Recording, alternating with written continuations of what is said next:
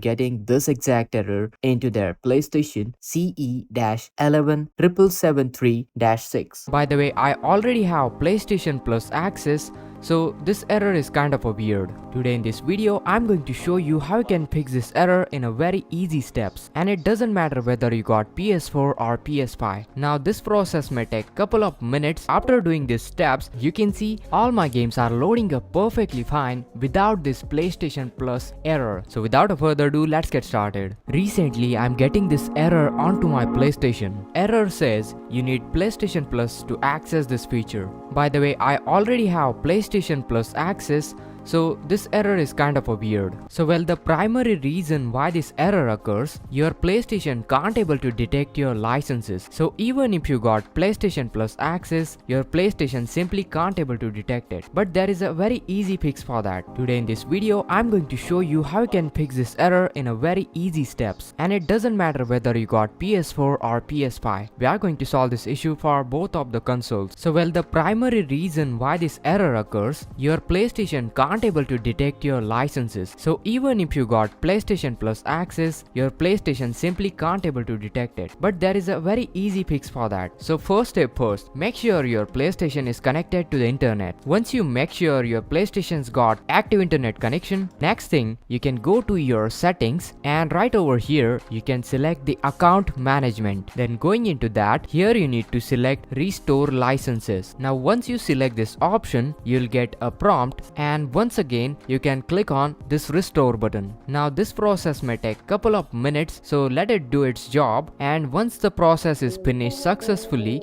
you'll get this prompt, licenses restored. Normally, after doing these steps, your error should be fixed. But if you are still getting the same error, well, in that case, you can select this activate as your primary PS4.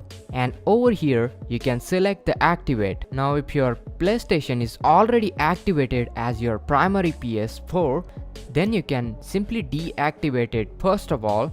Once your PS4 is deactivated, then again you can simply select the activate as your primary PS4. And this time loading up any of the game, you can see all my games are loading up perfectly fine without this PlayStation Plus error. I sincerely hope your error is gone as well. Do let me know in the comments down below. Make sure to hit that like, share this video, subscribe to our channel. We are really close to 100k subs, so make sure to hit that goal guys. And this is Kedar from How To Guys signing out.